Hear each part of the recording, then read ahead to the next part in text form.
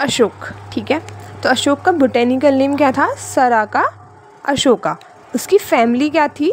कैसल्पिनेशिया family. द्रव्य वर्गीकरण की बात करते हैं, ठीक।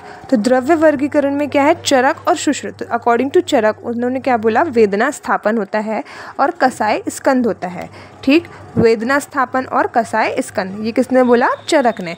सुश्रुत क्या बोलते हैं? लोद्र आदि। सुश्रुत ने बोला लोद्र आदि, ठीक है। फिर हम बात करते हैं स्वरूप। तो स्वरूप में वृक्ष, इसकी टॉलनेस तो कितनी होती है? 6 to 9 मीटर लॉन्ग होता है, ठीक।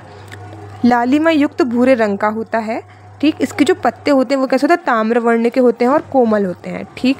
फिर उसके बाद बात करते हैं हम गुण की। तो गुण में अपने रसपंजक की। तो रसपंजक में क्या देगा? रस में कषाय और तिक्त होता है, वीर्य में शीत होता है, गुण में लघु और रुक्ष होता है और विपाक में कटु होता है, ठीक। ये हमने ऑलरेडी डिस्कस कर लिया था। अब आते हैं हम कर्म पे। तो कर्म में सबसे पहला कर्म है मुख्य कर्म।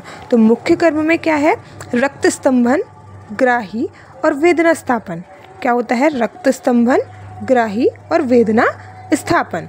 फिर उसके बाद आता है अन्य कर्म। तो अन्य कर्म में क्या है?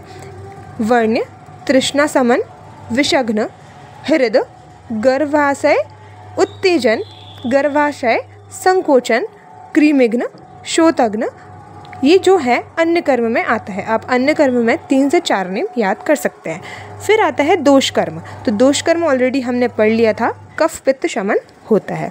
इसका प्रयोजक अंग, तो कौन सा अंग जो है इसका प्रयोजक अंग है? तो त्वक, बीज और पुष्प, ये तीनों चीज़ें ही प्रयोग में यूज़ की जाती हैं। यूज़फुल पार्ट्स हम बोल सकते हैं तो त्वक, बीज और पुष्प।